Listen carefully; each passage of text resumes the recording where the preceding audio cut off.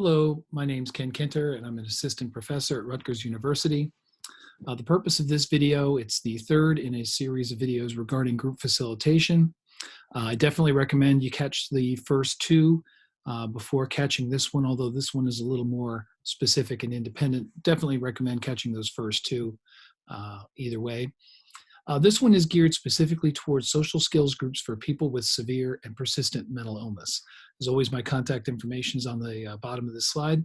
Please don't hesitate to reach out if you have any questions or anything about the material that I discuss. Before I get rolling, I want to give credit where credit is due. The project that I work for and have worked for over 13 years is called the State Hospital Psychiatric Rehabilitation Initiative. It's a joint effort between Rutgers University and the New Jersey Department of Health.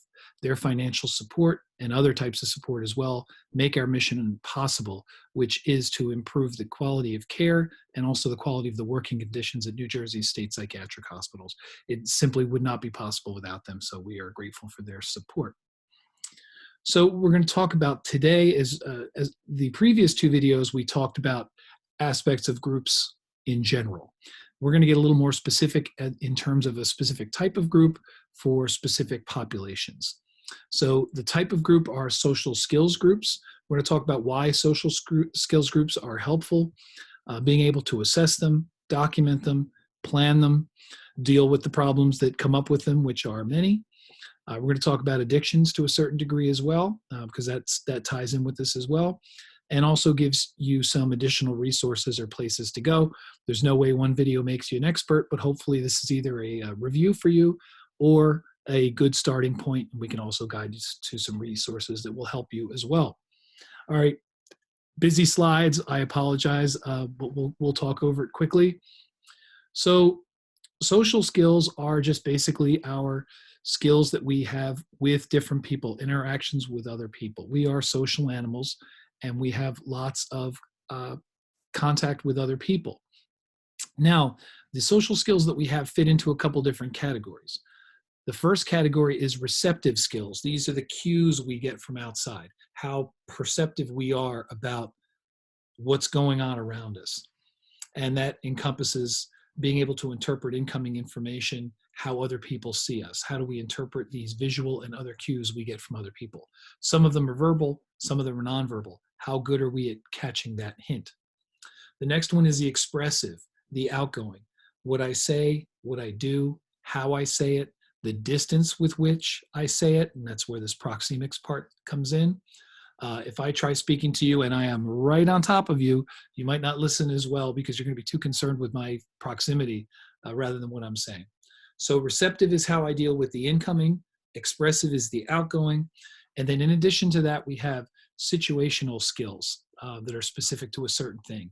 Dating, assertiveness, things like job interviews, things like speaking to a psychiatrist about medication, being able to advocate for oneself. So I am sure that we have our own type of social skills. Meeting new people is another example. So I'm sure we have these situational skills that some of us are more and less comfortable with. Now, the question comes up, and it's a good question. Why are social skills groups even necessary? Why are we teaching adult social skills? Well, there's two real reasons. One is that social skills are a moving target. They're changing all the time. I did not grow up knowing what Facebook etiquette was because Facebook didn't exist. And then we have Instagram and we have all these other things. And social skills have changed quite a bit. I'm recording this in the middle of a pandemic where appropriate social distance is now at least 6 feet. That wasn't always the case. So these things are a moving target. So it's not like you can just write a book saying social skills and here they are. The other significant reason is when someone suffers a significant illness or addiction, their social growth is affected. And it's affected for a number of reasons.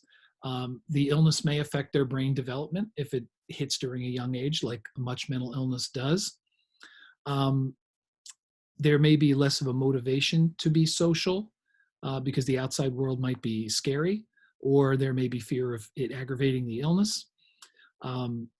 There may be environmental aspects of it. If the person is in an impoverished situation, maybe the surrounding world is not safe for them. There may be challenges in terms of problem-solving skills. There may be problems in terms of memory. There may also be positive and negative symptoms that interfere. The other things that we see in there are, if someone is very ill, the primary focus of their life is treatment. So all of those other things don't necessarily get to happen. The example I give is a boy I went to high school with was diagnosed with cancer in his junior year of high school. And I noticed that all of the things that he was interested in kind of fell away because his primary motivation, and rightly so, was to get well. So girlfriends, cars, music, all the stuff he had been into, he pulled back from because his life was about getting well, which he did. However, what was the opportunity cost of that? So that happens.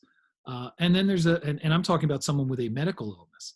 Then let's throw on the added stigma of mental illness and addiction, and you have that as well.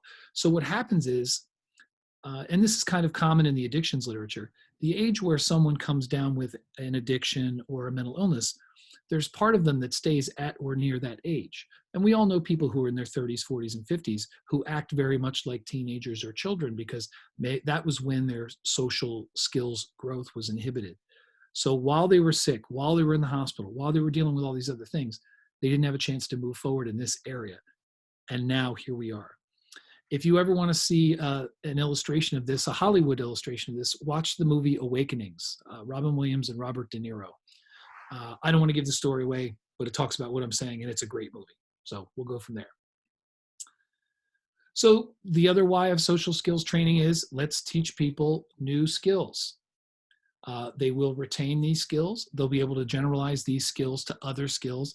And this all leads to someone having a more independent, fulfilling life, because isolation makes everything worse, whether it's a physical illness, a mental illness, or an addiction.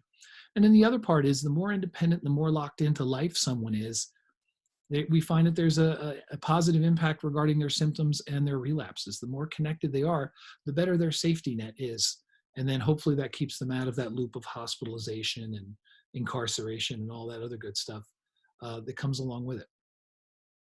So the first thing we need to do is assess someone's social skills. So how do we do that? So we look at where their problems are. Where are their problems in their social functioning? Are they good in some areas, not good in others?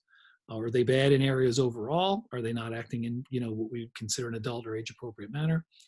What are the circumstances in which that problem occurs? Is it someone who's really good until they have to stand up for themselves? What do we think the cause of the problem is? Because there's a difference whether it's symptomatic, neurological, behavioral. Where is this coming from so that we can address this? And if the person does have a social skills problem, what type of deficit is it? Is it an expressive situation? Do they say everything they say at full volume? Is it receptive? Do they miss the cue when someone doesn't want to talk to them anymore or wants to go away? Is it a problem with interaction? Or is it there's a specific situation that a person just doesn't do very well in? So more about the assessment. I didn't know this starting out, that the root of the word assessment means to sit beside. I like that. That's as good a form as assessment as any, right? So what you want to have a multi-dimensional effect. You want to interview somebody, but you need to see it also, either formally or informally, where you see them actually trying to do the thing and failing, or you just see them in their normal interactions. You might want to do role plays with them. Let's just mock this out and just see how it goes. And then you can see it in a simulated situation. You want to interview the person. You want to interview people around them, get the benefit of their experience, and get their look at their interpersonal relations going back, as far as you can. There are also, and this is in the book that we'll talk about at the end, there are checklists that you can use where you can clock these things over time and watch that person's progress. Also, when doing the assessment, you want to start with the general skills and then move into the specific. What general area do they struggle with, and then find out where that specific thing actually is. You also want to find out how it's impacting their role functioning and how it's stopping them from achieving their goals, because that's where the motivation comes from to change it. If they acknowledge that this thing is in the way of what they want to do, then you're going to have some traction for change. So documentation, we love documentation, right? So this is just a quick and dirty list of, you maybe have your own version of this where you work, but these are the pieces of information that you want to capture. You want to capture the date of session, what the goal of that session was, what was taught, whether role plays were done and how many. And then you have this little almost Likert-ish rating scale about attentiveness, cooperativeness, performance, whether they got homework done. So you can, it's almost like little marker buoys where you can catch that person's progress over time. Where are they making progress? Where aren't they making progress? That's probably also very good if you work somewhere where you get reimbursed because they want to see that there's some progress as well. So the steps to a social skills group. Now, again, if you've seen the first video in this series, we go into this in a lot more detail, but just to touch base on it again, the first step of group, review the rules and expectations, provide the rationale for the group and what's going to happen, introduce new group members, introduce the skill to be taught, the structure and pace of session, and do everything with tell, show, do. Tell someone about what you're going to do, show it, perhaps in a role play, and then have them do it. Model skills and participate in the role plays, process all feedback and exercises, and then homework to do in between sessions. In video number 2, we talk about the timing aspect of this as to how you can work all this out in each session. So that's also good to catch. So some of the learning behind these types of groups is Bandura's social learning theory. And there's a lot of different aspects to this. And this is one of the advantages of the group. People not only learn from the facilitator, but they learn actually more from their peers. Now, you as the facilitator, model good social behavior. You want to be a role model for that person to follow. And you can do that by engaging them in role plays. Also, a very neat tactic is bad role modeling. If you put right out in advance that you are going to be a bad role model, then they get an opportunity to be a better role model. Not perfect, but better. So there's a real tactic in, I'm going to do this wrong and I want you to do it better than I did it. Other aspects, reinforcement, shaping successive approximations. They didn't get exactly where they wanted to get, but they got one step closer, and that's good enough. Overlearning and repetition, generalizing so that people can use a skill that you've taught them in other ways, and also coaching. So you have them do something, but you can always call a timeout and pause and give them feedback and help them with it going forward. Social learning theory also has a lot to do with vicarious learning, where people learn from what they see other people learning and doing in the group. So everyone helps everyone. That's part of the foundation of the group. So when you're planning a group, and again, video 1 has this in much better detail, but these are the questions you want to have answered. If you are running a group and there's paperwork for you, which I hope there will be, to help you run the group, these are the questions that should be answered. And I'm not going to ask all of them. There are way too many. But these questions should all be answered before you start the group. And if you are going to plan a group, you should have answers for all of these questions. And it has everything to do from purpose to goals, to clients, to screening, to the rules, the whole thing. Have to plan it before you do it. This is the blueprint before the house gets built. If there's no blueprint, the house is probably not going to stand up very well. So this is what we hope happens. What we hope happens is that your clients have something in common in terms of their functioning, that they have something in common that brings them to the group, that you have a reasonable number of people in the group, the purpose and type of group are very clear, you have the appropriate duration, that it's good for the setting and the timing, that we have a good group facilitator who not only has all these characteristics that we mentioned here, but also knowledge of motivational interviewing, that's MI, and all these other aspects as well. Now, as we know, we frequently do not live in a perfect world, so sometimes we have to compensate for these. What are we going to do if the group's really big? What are we going to do if the groups at a really bad time of day? So we have to compensate for all of the imperfections that happen. Again, this is covered much better in the first group facilitation video. If you are creating a group, you start with a curriculum menu, which is a list of all of the content that you want to cover during the course of this entire group series. Then that yields a group protocol. And that's one sheet that's an overview of all the things that are going to happen in all the groups from beginning to end. And then each session has a lesson plan, one at a time, that you or someone else can go off of to replicate that group. Again, the content of group protocol and lesson plan is covered in video 1 much better. So the important part is tailoring the group to the individuals. You will never run the exact same group twice, and that's a good thing. And then when you start a group, then that helps you. That's also part of the assessment process, where you figure, how do you make it more specific? How do you make it work? Do homework assignments not work particularly well? Do role plays work better? Do you have to speed up or slow down the material to compensate for your audience? I did 2 groups in a jail: minimum security, maximum security. Maximum security group was very smart and they moved very quickly. Something maybe about the criminal mind there, I'm not sure. The minimum security, much less severe crimes, bad decision makers, many more cognitive deficits, really struggled to get through the material. So I thought I was running the same group twice in a row with different people, and it turned out to be completely mistaken. So here's some of the challenges. Some people don't like doing role plays. Some people are very uncomfortable doing role plays. And unfortunately, the best cure for reluctance to do role plays is doing lots of role plays. And you basically get them thrashed out. It's the best way to learn. Problems with attendance, problems with homework. You have a whole list of all sorts of issues here that you will be dealing with. You could theoretically deal with everything on this list in a single group, in which case you look like our little friend here, our little stressed friend on the slide. There are also some issues with some specific populations that may be challenging. Older population may be more difficult, might take longer to get people together. They may have some difficulty visually with reading materials. If you know you have an older population, you may need to make accommodations to make that work. There may be more storytelling. There may be much more repetition, for example. People with intellectual disabilities, some of these things are going to be similar. Learn well through telling stories. There may be a lot of repetition. There may need to be a strong entertainment component to keep people's attention. And they may have a difficult time generalizing skills from one area to another because of their cognitive deficits. The forensic population may challenge your authority right off the bat. They may not want to hear what you have to say. May not be good, as I mentioned before, the people who are minimum security in the jail made terrible decisions. They weren't good criminals, but they continually sabotage themselves. And the hierarchy I've noticed in forensic populations, the hierarchy is pretty serious. You end up having to fight that in group, that all members are equal, because in forensic facilities, there's definitely a hierarchy going on. With a younger population, there's a frustration threshold to be dealt with, getting and keeping their attention, getting them to problem solve better, and they get bored really easy.